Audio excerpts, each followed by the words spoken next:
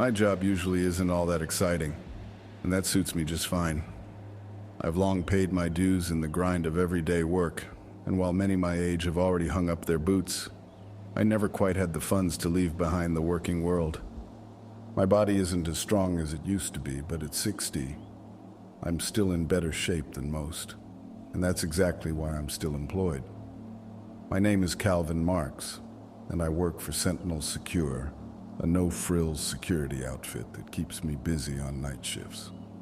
They hand me gigs guarding spots that folks generally prefer no one else to get into. Abandoned warehouses, vacant lots, even neglected office complexes that local youths sometimes use for raucous parties or scribble graffiti on.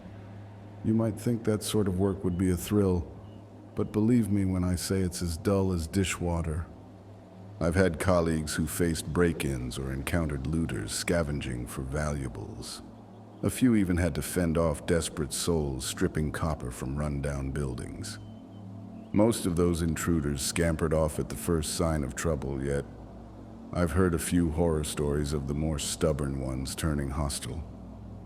As for me, the only bit of real excitement I've ever experienced was when I had to chase off a pair of teens fooling around in an old storage facility. And you know what? I like it that way. I harbor no delusions of grandeur. I'm not aspiring to be a cop or anything alike. I simply want a straightforward way to earn my keep, and this job provides me just that.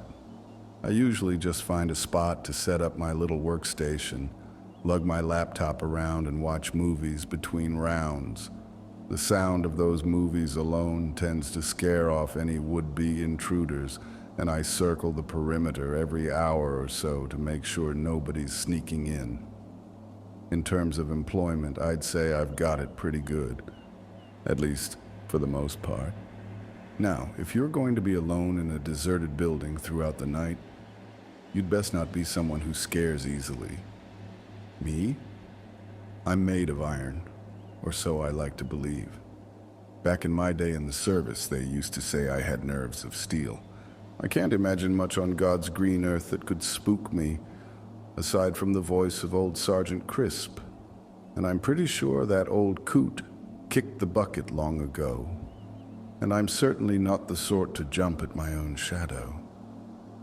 But when something feels genuinely off, well, that's an entirely different matter. I began suspecting that something was amiss with the place I'd been assigned for the past few weeks from the very start. Now, though, I'm absolutely convinced there's something more than just an abandoned building here. My agency didn't offer me many details about this particular assignment. There was no odd list of requirements or bizarre rules to follow. Just an address and a 6-month term. The location was tucked well off the beaten path, some distance north of Sundale. Judging by its exterior, it looked like some sort of office complex, and though it was in decent shape, I'd have easily pegged it as abandoned if it weren't for the lights that burned steadily on the 5th floor. When I first began, I figured someone must still be working there, and I was only half right. I remember getting my first good look at the place on my very first night. It was a 5-story building, mostly shrouded in darkness except for those persistent lights on the top floor. That struck me as odd, but not entirely unexpected. Every so often I'd be assigned to locations that weren't completely deserted. As long as the paycheck was good and I wasn't about to stir up trouble, I wouldn't complain. But from the outset, something about this building just didn't sit right with me. The structure itself seemed out of place, barely visible from the highway and far removed from any other office clusters I'd seen. It struck me as strange that someone would erect a whole office building so deep into the backcountry. I even wondered if that was why its original owners had abandoned it. I recall thinking it was peculiar how there weren't any cars in the parking lot either. If it weren't for those constant lights on the top floor, I might have chalked it up to a fluke. Later on, I'd learned that I was issued a key card by my supervisor to gain entry, So I got in without much hassle and immediately pegged the empty reception area as the ideal spot to set up shop. I'd expected to see some corporate insignia in the lobby, but instead, it was blank. There was evidence that some kind of logo had once adorned the wall behind the reception desk, but it had clearly been removed long ago. Now that I think about it, I don't recall a single trace of what this building was used for. Everything felt dead, lifeless. The first thing that hit me as soon as I stepped inside was the smell. It was an uncanny odor that filled the air, something reminiscent of the scent you get right before a heavy rainstorm, mixed with an occasional whiff of something burnt that came and went. It wasn't so overpowering as to be unbearable, but it was impossible to ignore. After I set my things down, my very first order of business was to head up to the 5th floor to check out those unyielding lights. The elevator came promptly when I called it from the lobby, though once I stepped inside, nothing seemed to happen. I hit the button for the 5th floor and the doors closed, but I didn't feel the usual rumble of movement. The lights stayed constant, with no flicker or sign that something was off. After a long, eerie moment of silence, an uneasy feeling crept over me. It would have been one hell of a bad first night if I had gotten trapped in the elevator, wouldn't it? That uneasy stillness was soon broken, though, when I heard a distinct crackle of static coming through what I assumed was the elevator's emergency phone. A voice came through saying, "Down here, Calvin, it's Marks." "I'm on security," I replied. "Who's this?" The voice answered, "This is Irene. I handle accounts." I was surprised. Irene from accounts, I thought. "Sorry, we're a bit backed up. Is there something you need?" I said, "Accounts." "So you're the ones on the 5th floor?" "That's right. I apologize. I'm extremely busy and my new office won't be ready for a while. I promise I won't be a bother." Her voice, coming through the battered intercom, was distorted and echoed strangely. The frayed sound almost hurt my ears, but I chalked it up to the building's ancient system. Still, I couldn't help wondering how in the world Irene from accounts knew I was in the elevator. "All right," I replied. "I suppose you've got a problem with your elevator then. It doesn't seem to be working." "Oh, access to the 5th floor is strictly for executives only," she said. "My receptionist pinged you when you stepped inside. We haven't yet cleared out all our files. Usually that's done by the daytime crew. Until then, for security reasons, I can't allow anyone else up here." In hindsight, that sounded like the sort of detail my supervisor might have mentioned, but Irene sounded authentic enough. As long as she didn't create any more trouble for me, I figured I'd let it slide. "Very well. I apologize for taking up your time, ma'am. Have a pleasant evening." "Of course, you as well, sir." With that, Irene was gone. The intercom fell silent, but I could still catch the lingering scent of burnt ozone.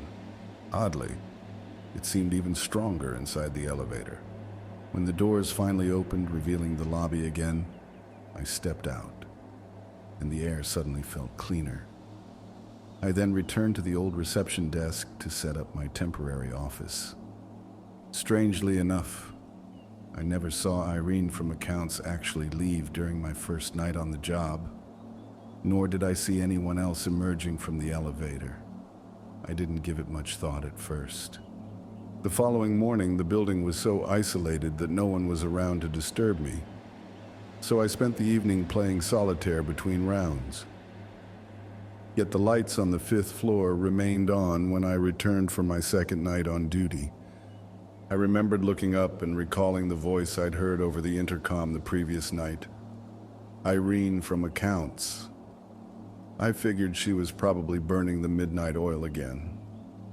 And in a gesture of neighborly camaraderie, I thought I'd say hello, just like I had the previous night.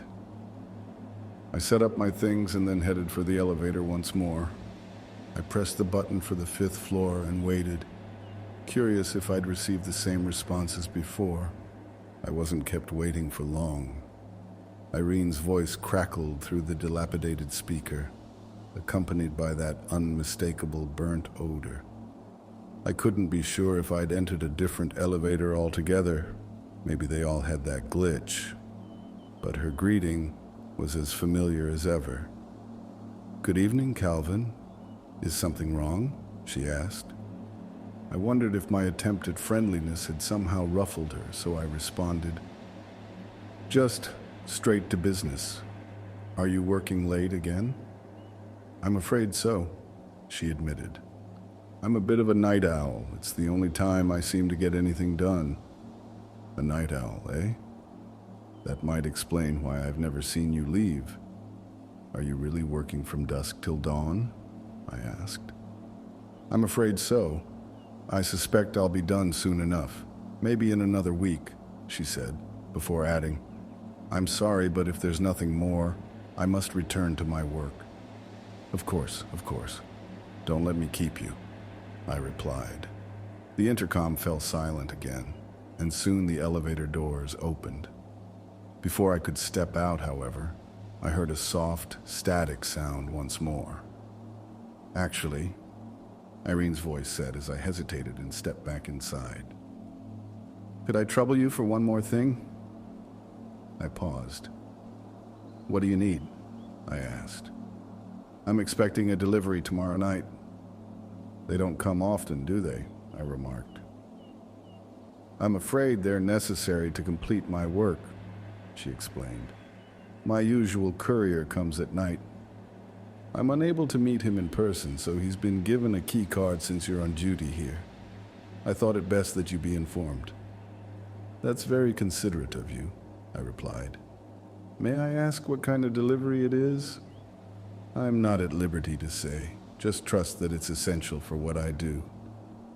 There was something strange about the way she said, "essential." The static in her voice seemed to deepen for a moment. "All right then, I suppose I'll send him up when I see him tomorrow," I offered.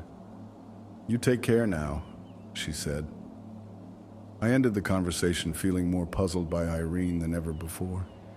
She wasn't unfriendly, merely distant and a bit intense, the sort of person who didn't much care for small talk.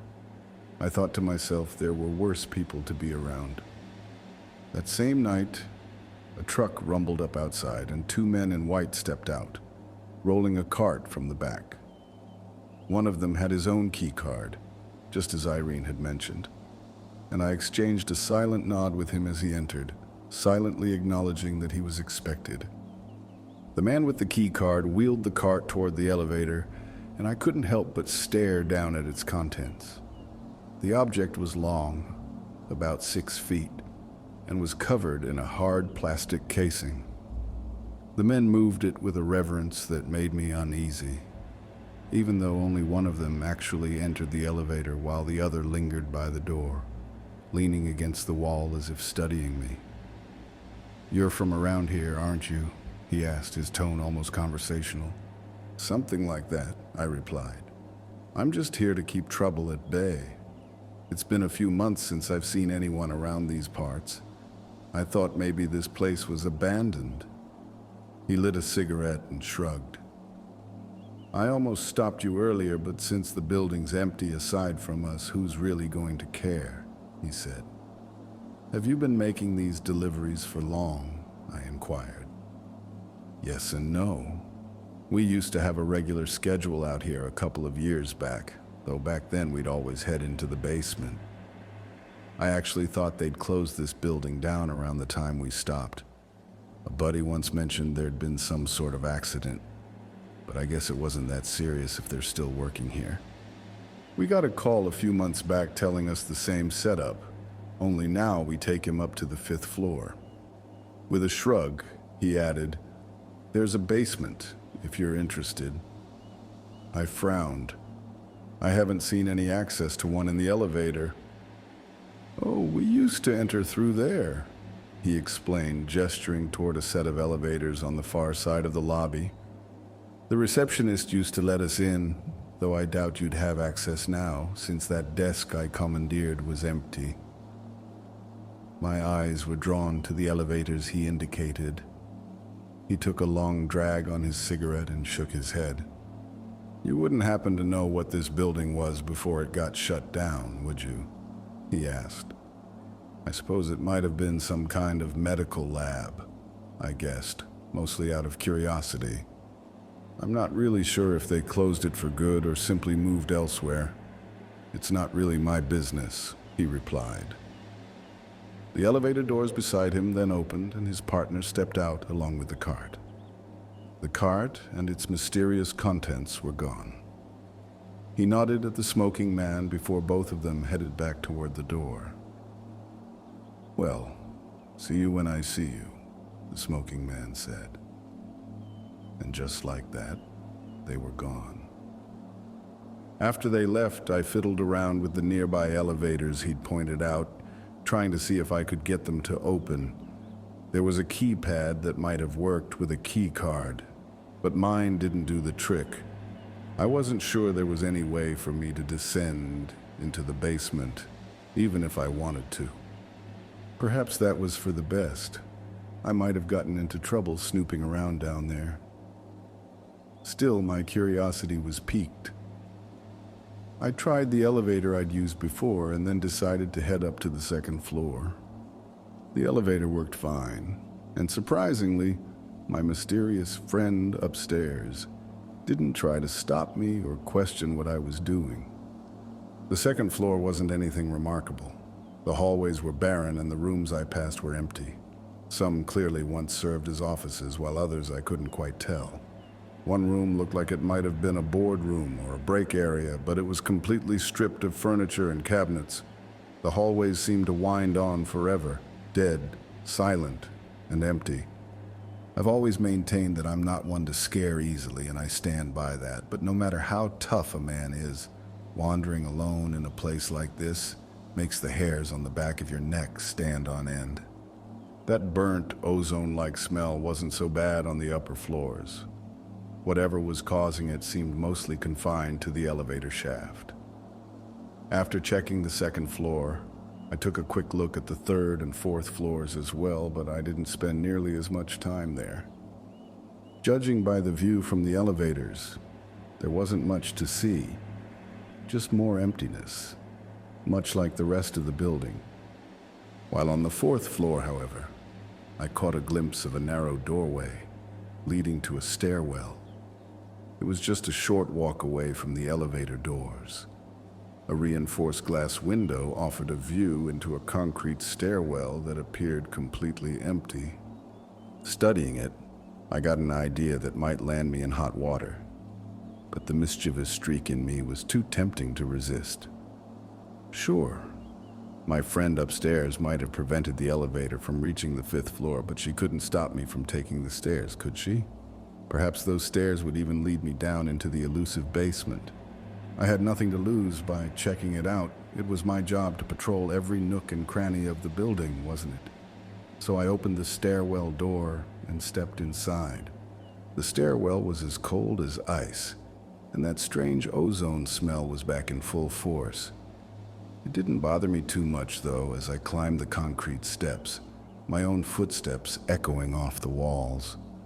I was heading back up to the fifth floor, partly because I wanted to see if I could finally meet my mysterious friend face to face. Even though I had no reason to doubt that she was who she claimed to be, my curiosity got the better of me. I could see the door to the fifth floor just above, and with every step, the air grew colder. Through the small window set in the door, I could make out a hallway that looked nearly identical to those on the other floors. Except this one wasn't completely empty. There, by the elevator, sat the cart that the courier had delivered earlier. I peered through the glass, watching for any sign of life other than that silent cart. The hallway lights were on, but no one was in sight. That familiar burnt ozone smell was far stronger here than it had been on the lower floors. I suspected that the source of that odor was up here somewhere. I approached the door and tried the knob. It wouldn't budge. It was as if someone had locked it from the other side. I pushed it gently, but it wouldn't open. And then, from the corner of my eye, I thought I saw her. Or at least I believe I did.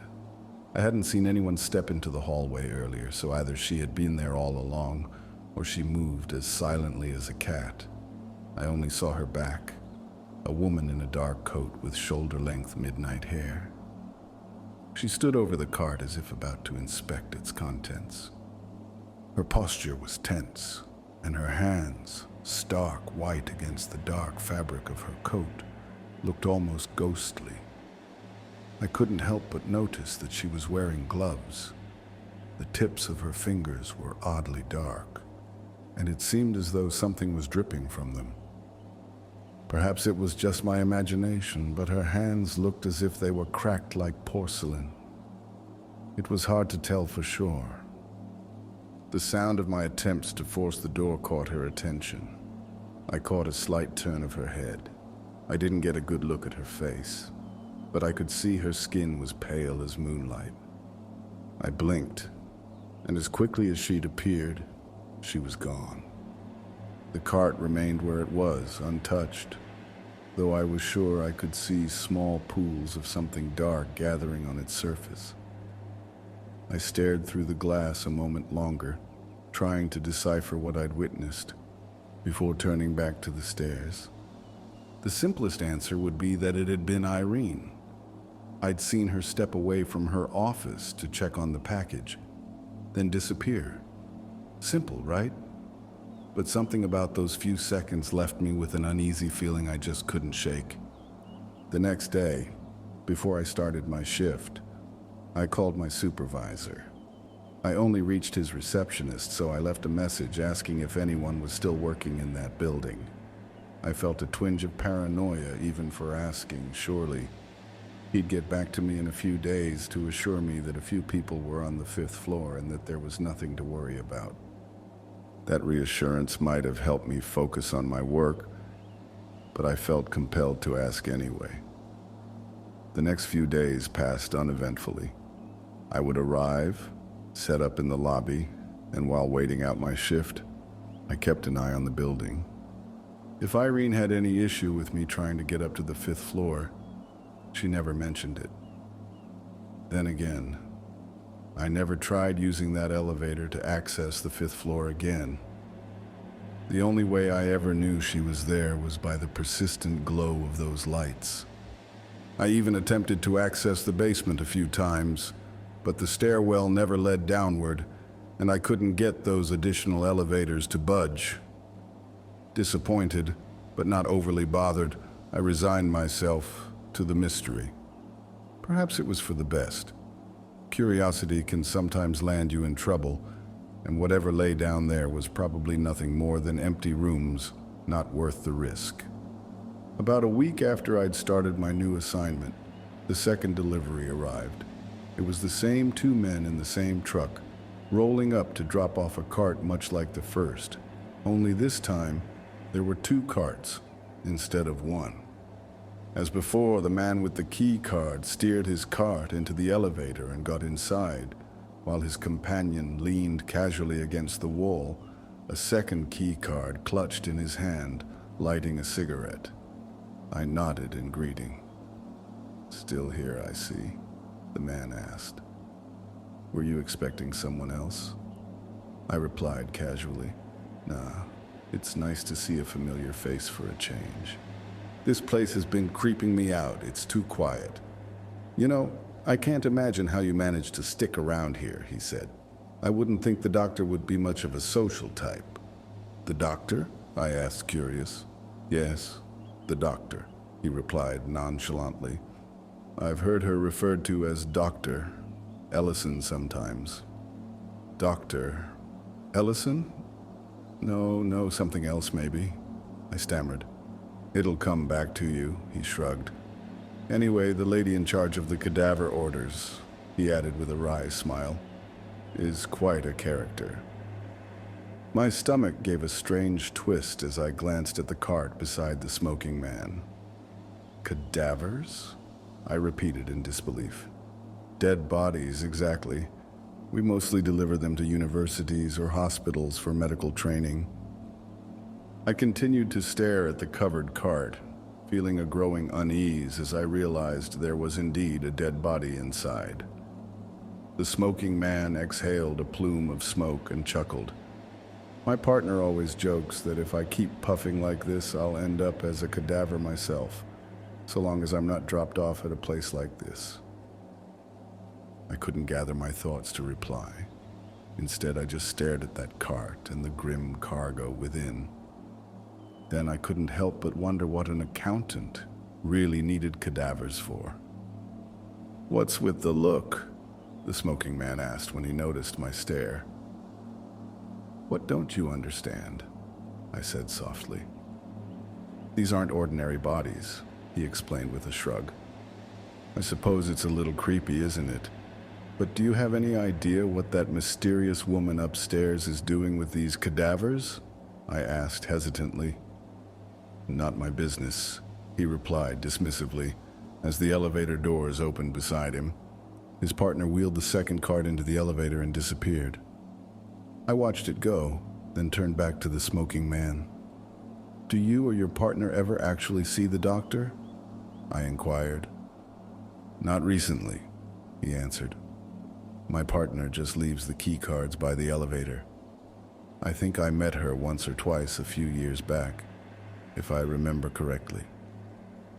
He shrugged again, then took a deep drag of his cigarette. "I wouldn't say we're close. We barely speak. A few words here and there are all we exchange." "I suppose she isn't much for conversation," I murmured.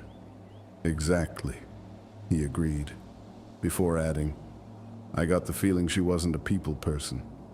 And when the elevator opened again, her partner stepped out. He nodded at me as he left with the cart.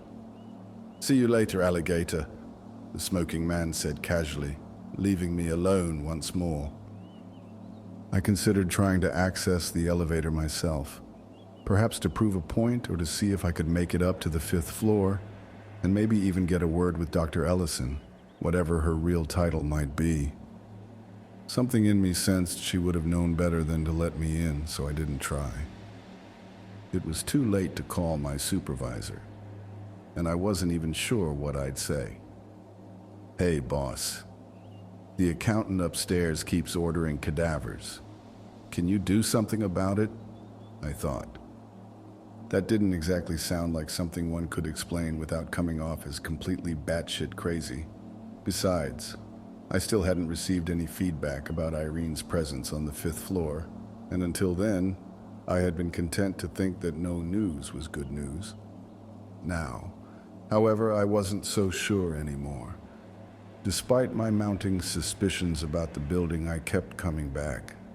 I never mustered the courage to ask Irene herself what she was really up to, as I doubted I'd get a straight answer from her. It had been over a week since I'd last exchanged more than a few words with her, and something told me she wasn't interested in idle chit-chat. I even considered camping out in the lobby until the early hours, just waiting to see when she might finally descend from her mysterious realm. My shifts were long enough as it was, and the drive to the building was no picnic either, hanging around for 12 to 14 hours just to catch another glimpse of this enigmatic woman didn't seem worthwhile. And so, despite my lingering doubts, I stuck to my schedule. The nights were quiet enough, aside from the occasional hint of that burning ozone smell that clung to the air, and nothing else disturbed me. Until the night the black van showed up. It must have been around 1 in the morning when I noticed a matte black van pulling into the parking lot. Up to that point, I'd only been at this post for about a week and a half, and I hadn't seen a single vehicle in that lot, aside from the truck that delivered the cadavers. And this van sure wasn't like that. I paused the movie I had playing on my laptop, got up, and moved toward the door to investigate. The van bore no logos, and the people stepping out didn't appear to work for any official company. Most of them looked young and scrappy. One guy who emerged from the driver's seat looked particularly malnourished and bony. My first instinct was to think they were a group of rowdy kids out for a party, but these individuals seemed too weathered and scruffy for that. I watched as one of them flung open the back of the van and pulled out a toolkit. At that moment, I stepped forward and called out, "Hey, excuse me. You're on private property. I'm going to have to ask you to leave." The bony man who'd emerged from the driver's seat glanced my way with an expression that clearly said he didn't give a damn about my warning. As he came closer, I noticed his arms were covered in scars and fresh marks, a testament, perhaps, to a life lived on the edge. "I'm sorry, man. I'm just stopping for a minute." "Don't worry," he mumbled. "Could you please move your car out of the lot? This is private property, you know." The skinny fellow started moving in my direction, grinning as though nothing were amiss. I should have seen the haymaker coming from a mile away. Perhaps 10 years ago, I might have been quick enough, but as soon as he was in range, he swung hard and boxed me solidly, ringing my ears. Before I could recover, that punk kicked me right in the teeth, and I tasted blood. My vision went black for a moment, but I still heard him bellow to his buddies, "Come on, move your asses, let's go." I heard him say, "Damn, this place is a gold mine. We're not going to grab everything in one night, just take what you can get." Then he added something like, "Toby, you've knocked that guy out cold." The voices of his cronies became a distant murmur as I tried to pick myself up. I looked up to see the driver looming over me, grabbing me by the shirt and hoisting me up against the van. I felt him rifling in my pocket, and next thing I knew, he had snatched my phone and slipped it into his own pocket, all the while grinning like a hyena. "Just sit tight, old-timer. We won't be long," he said cheerfully. I caught a glint of a knife in his hand, a clear threat, even though he didn't seem eager to use it. It wasn't as if he wanted to turn me into a casualty. He was likely after copper or anything valuable he could snatch from the old building. Considering he'd just knocked me down, I wasn't in any mood to play hero and stop him. The punk who'd hit me glanced back at the building, and for a moment, I saw the light on the 5th floor flicker, as if a silhouette had appeared in the window. It might have been my imagination, I wasn't sure. I spat out some blood and settled down, feeling that I'd never taken such a beating on the job before. I was far from pleased. Then, amid the chaos, I heard screams. Both the thug and I looked upward at the same time. I noticed a group of his friends scrambling and tripping over each other as they bolted through the front door and dashed back to the van. "What the hell?" one of them snapped, but none of them offered any explanation. They didn't need to. It was hard to see her clearly from where I lay, but I could make out the pale outline of a woman in a long black coat standing in the doorway. Her face was nearly white, yet her eyes were as dark as night. That familiar scent of burning ozone seemed to cling to her like a shroud. I'd never smelled it so strongly outside before, but right then, I could detect it unmistakably. The punk tensed up, his teeth clenched, and he took a defiant step forward, as if he thought he might intimidate her with his little switchblade. "Who the hell are you?" he demanded as he advanced. The woman didn't answer. She simply stood there, motionless, watching him. I could see his steps falter as he neared her, as though he recognized something in her that unnerved him. "What's wrong with your face?" he asked in a low, almost frightened tone. She stepped forward. The punk jerked back a step, brandishing his knife as if to defend himself. Hey, you get back!" he barked, then took another step forward, this time even larger. She came almost close enough to touch him, and I heard him scream. I saw him raise his knife in a frantic, almost panicked motion, trying to strike her before she could harm him. I wasn't sure what to expect next. Even if I had, I doubt I would have been prepared. Suddenly, there was a loud pop and a searing flash of light, like a bug being zapped by an old electric swatter. I thought I heard the punk let out a scream, but it was cut off abruptly, swallowed by the noise. 1 minute he was there, and the next, he had vanished. All I was left with was the smell of burning and the sound of his friends yelling, then fleeing for the van at breakneck speed. I shifted away from the van as fast as I could, watching it speed out of the lot. Part of me, in a strange twist of irony, almost wished they'd taken me with them instead. It was now just me, and whoever had been up on the 5th floor, Irene, or perhaps the doctor, as some called her. Whatever her true title, she stood a few feet away from where I'd been lying, watching as the van disappeared. Then, as if by magic, she was gone. All I had to do was blink, and the spot where she'd stood was empty again, as though she'd never existed at all.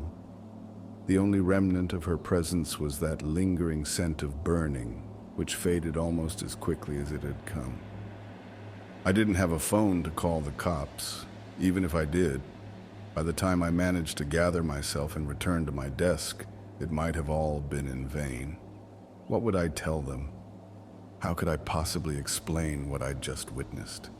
They'd likely dismiss me as a rambling old fool, and deep down, I wasn't entirely sure I wasn't losing my marbles. I didn't stay for the rest of my shift that evening.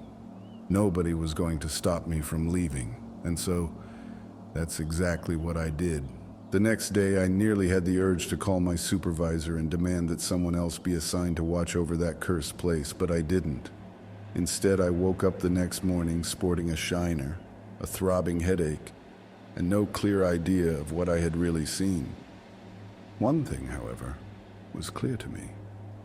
I was almost certain that my mysterious friend upstairs would not have cared a jot if a few thugs had stripped the downstairs area for copper. Maybe if they'd tampered with the wiring, she might have had a problem. But I got the sense that wasn't why she'd come down.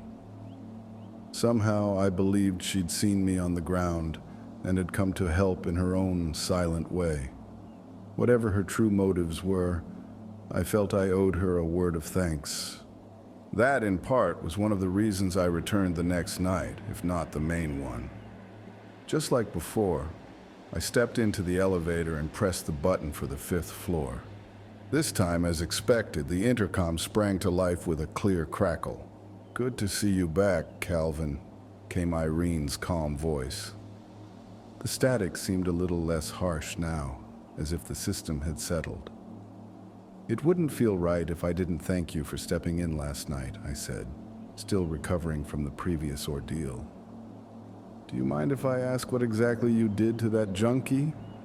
I ventured. There was a pause on the other end, followed by a soft, measured reply. "I do apologize for that mess last night. It's something I'd rather avoid discussing in detail." I pressed. I've never met an accounts clerk who could handle things like that before. But then again, you never did tell me if you're really just an accounts person. For a long moment, there was silence on the line. The static indicated that she was still there. Finally, she said, "No. I'd prefer not to discuss the nature of my work. It's complicated and difficult to explain to strangers. But I assure you, I'm almost done here. Consider yourself fortunate that I haven't finished early tonight. I don't expect to be here tomorrow night." "So then I shouldn't count on you being here if anyone else shows up?" I asked. "I'm afraid not," she replied apologetically. "But perhaps your employer will provide you with some company in the future." "I do hope so. This place is awfully lonely. Even the mere knowledge that someone else is around makes it easier." I couldn't help but let a small laugh escape. "It's good to know you've grown fond of my company," I teased lightly. Well, if tonight is your last shift, maybe I owe you a drink. Come down and claim it. That is a tempting offer, she said, but I'm afraid I can't. If the offer remains open, however, maybe someday I'll take you up on it. I wasn't entirely sure what she meant by that, but I told her it would be, and that was the last we ever spoke.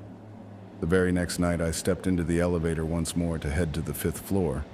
This time, nothing, no crackle of static, no intercom greeting halted me. The elevator simply did its job and transported me upward. I wasn't sure what to expect when the doors opened. I half expected the place to be as thoroughly cleaned out as the rest of the building, but there it was. A faint hint of that familiar burnt ozone smell still lingered, though it was much fainter than before. Most of the offices were barren, save for a few empty carts that had once contained the cadavers Irene had ordered. Not a single trace of any dead bodies remained. There was, however, that persistent burnt odor, reminiscent of the one I'd smelled when that punk had seemingly evaporated into nothingness. I tried not to dwell on its meaning. In one room, I discovered what appeared to be a makeshift office. Computers were set up in a haphazard array, but none of them would power on. They looked as if they'd been deliberately disabled. I also found a broken casing with barely legible lettering, BCIMK6. I couldn't tell what that meant. Whatever it was, it had been dismantled. Judging by the disconnected wires and nodes scattered about, some vital component was missing. Perhaps it was unwise to snoop around, but my curiosity got the better of me once again. Eventually, my supervisor did get back to me about my inquiry regarding Irene. According to him, the entire building was supposed to be abandoned. There was no accounts person named Irene stationed on the 5th floor. By then, I'd already figured that part out on my own. I simply submitted a request for a replacement and filed an incident report, though I left out some minor details. Even now, I still don't know what that woman was doing up there, and honestly, I don't think it's any of my business. Still, I can't help but wish her well, whatever her aims might be. And if she ever does manage to sort out whatever it is she's after, I hope to run into her again someday. I'm certain she's got stories far more interesting than mine to tell. There is a twist, though, that I never fully pieced together until much later. As the nights grew longer and the building's strange energy began to weigh on me, I started to notice odd details. A faint humming that accompanied the static on the intercom, the way the lights on the 5th floor would pulse in an almost rhythmic beat, and sometimes, when I closed my eyes between rounds, I swore I could see shapes moving in the corners of my vision. It was as if the building was alive, and that mysterious Irene was not merely an accounts clerk, but a guardian of secrets that ran deeper than anyone could imagine. In the quiet hours just before dawn, I'd sometimes catch a glimpse of a figure in a darkened window, her eyes glowing faintly like embers. At first, I dismissed it as a trick of the light, or perhaps a side effect of my tired brain. But as the days went on, the phenomena became impossible to ignore. One particularly eerie night, when the wind howled outside and the building creaked under its own weight, I decided to investigate further. I took the stairs instead of the elevator, determined to reach the 5th floor on my own. The corridors were unusually silent, and the air was thick with anticipation. Every step I took echoed down the long, empty hallways. When I finally reached the stairwell leading to the 5th floor, I hesitated for only a moment before pushing open the door. What I saw made my blood run cold. A narrow corridor, bathed in an unearthly blue light, and at the end of it, a door that seemed to pulse with a life of its own. I pressed my hand against the cool metal, and for a brief instant I felt as though I was touching something not quite of this world. The sensation was electric and left me shaken.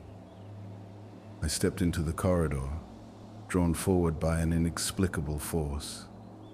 The blue glow seemed to emanate from hidden sources along the walls, and the air vibrated with a low hum. I followed the corridor to a small, unadorned office that looked nothing like the rest of the building. In the center of the room was a solitary desk with a single file folder, its cover emblazoned with a symbol I couldn't quite decipher. I reached for the folder, and the moment my fingers brushed its surface, the lights flickered. The hum grew louder, and I could almost hear a whisper, a voice that spoke in a language I'd never heard before. My heart pounded as I struggled to make sense of it all. Was it my imagination, or was this building hiding secrets that defied explanation? I backed away slowly, and as I did, the door at the far end of the corridor creaked open. Out stepped a woman in a long, flowing coat, darker than the blackest night, with hair that shimmered like starlight. Her eyes, deep and sorrowful, met mine, and for a moment, I felt as though she were looking straight into my soul. "Calvin," she said softly, her voice both comforting and eerie, "you shouldn't be here." I tried to speak, but my throat was dry. "Who are you?" I managed to croak. "I am Irene," she replied, a hint of sadness in her tone, "but not as you know me." It was then that I realized the truth. The woman I'd been communicating with through the broken intercom was not a mere accounts clerk at all. She was something else entirely, a keeper of this forsaken place, perhaps even its guardian spirit.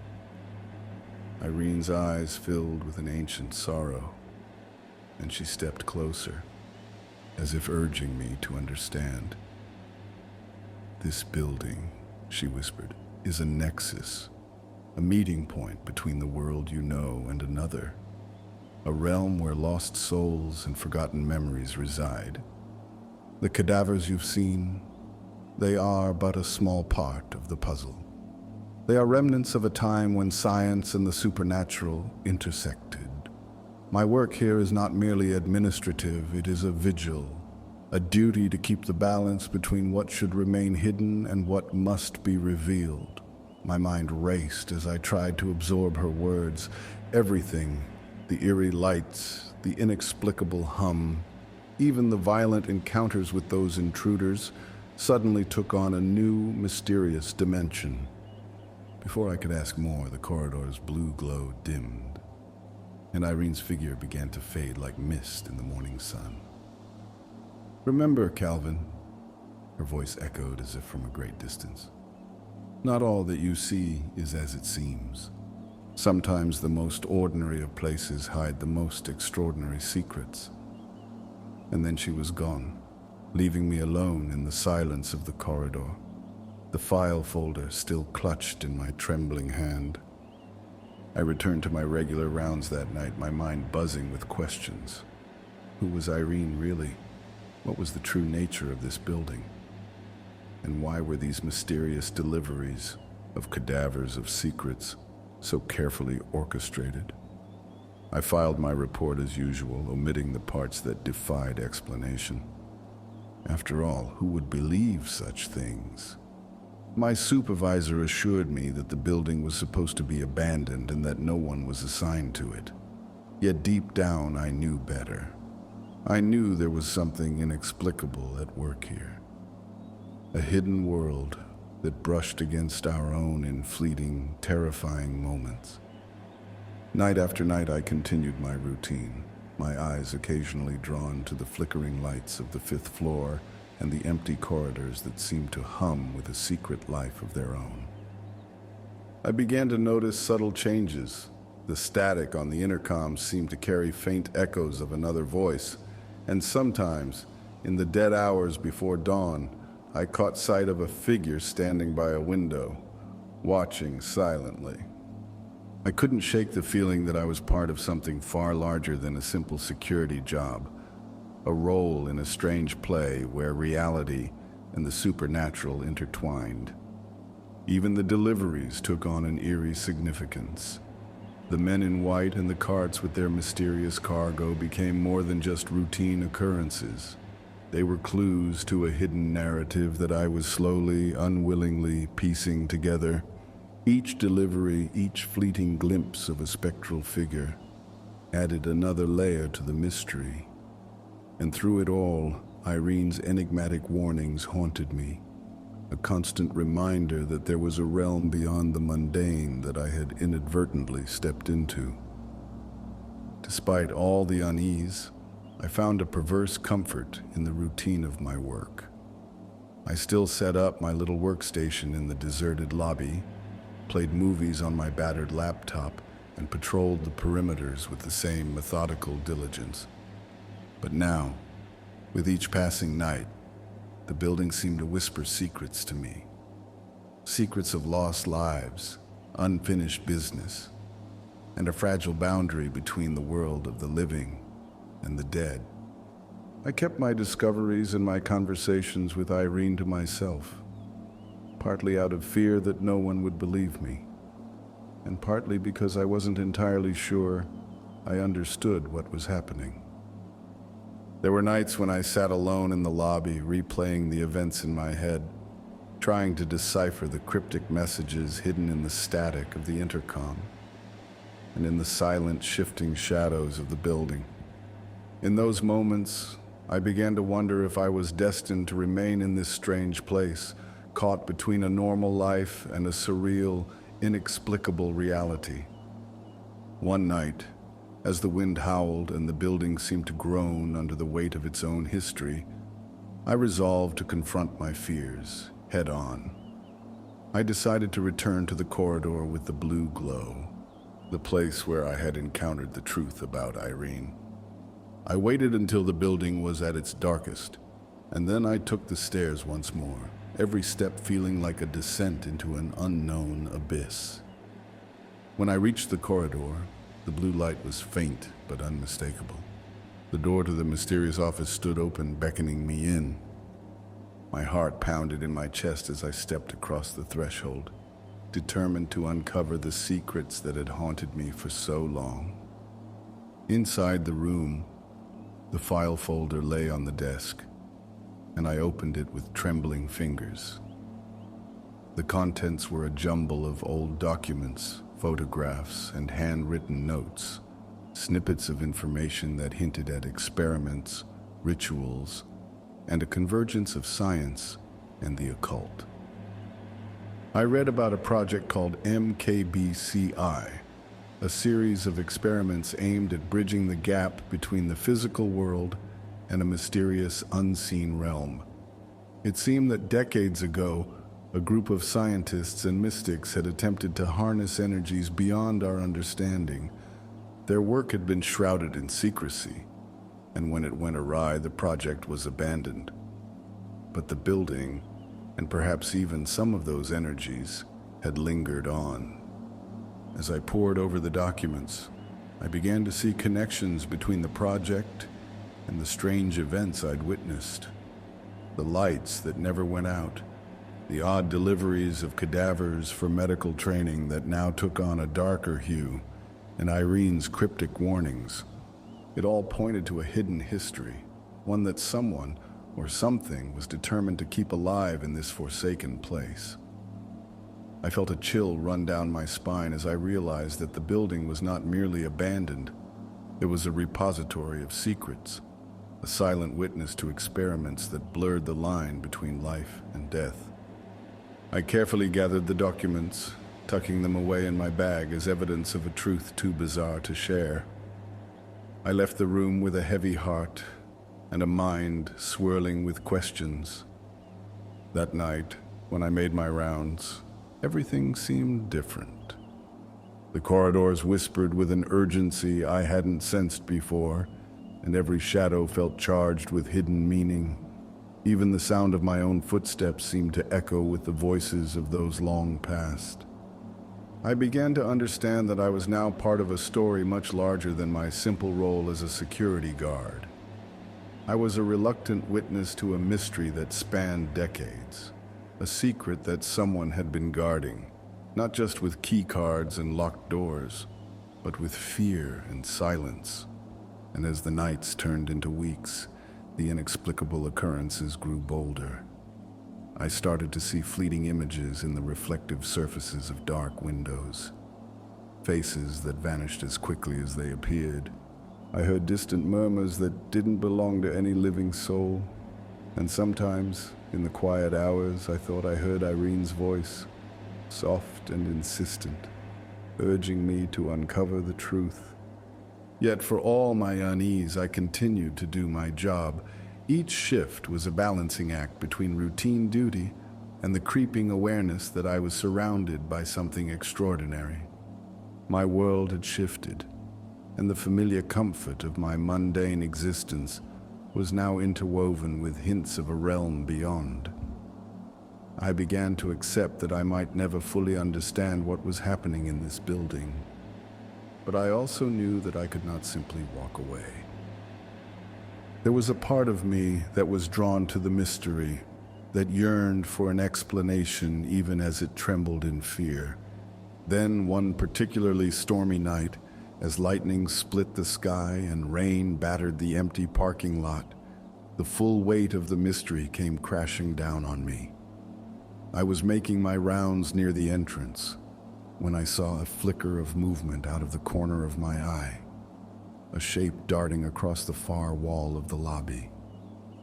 I followed it with my gaze, and there, for just a split second, I saw Irene standing by a window, her face illuminated by a flash of lightning.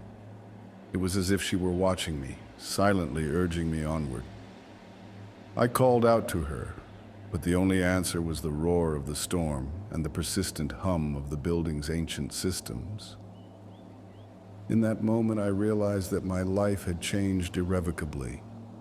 I was no longer just a security guard patrolling empty halls. I was an unwilling participant in a grand, unfolding mystery. And though I never did get all the answers I sought, I came to accept that some secrets are meant to remain hidden.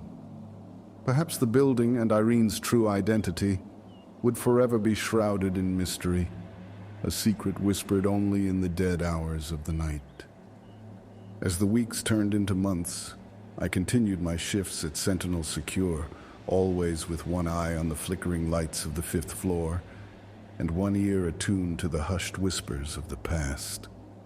I learned not to fear the unknown, but rather to accept it as part of the tapestry of life.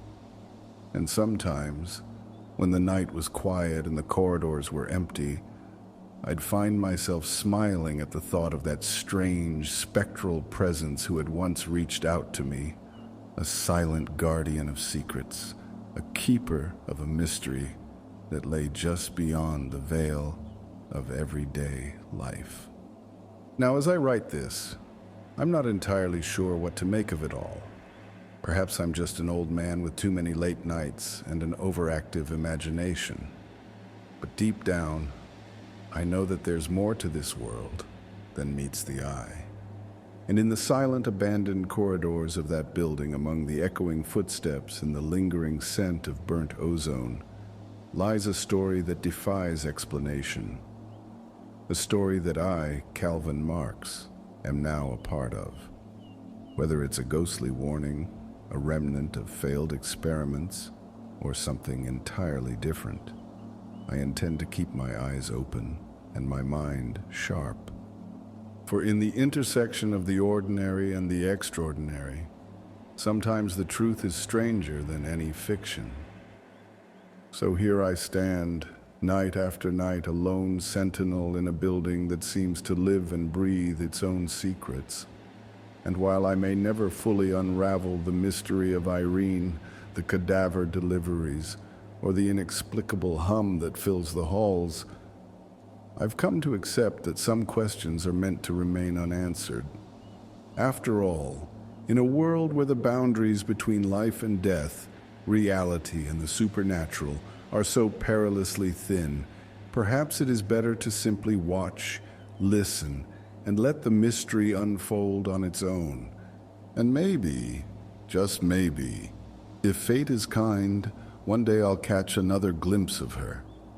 Not through the static of a broken intercom or in the fleeting reflection in a dark window, but face to face, in a moment when the secrets of the night reveal themselves fully. Until then, I'll keep doing my job, guarding this strange, forgotten building, and listening to the whispers of a world that lies just beyond the edges of our understanding. It's a lonely existence, but one that has given me a purpose beyond the mundane. I no longer see myself as merely a man past his prime, but as a quiet witness to the extraordinary, a humble guardian of a mystery that refuses to die.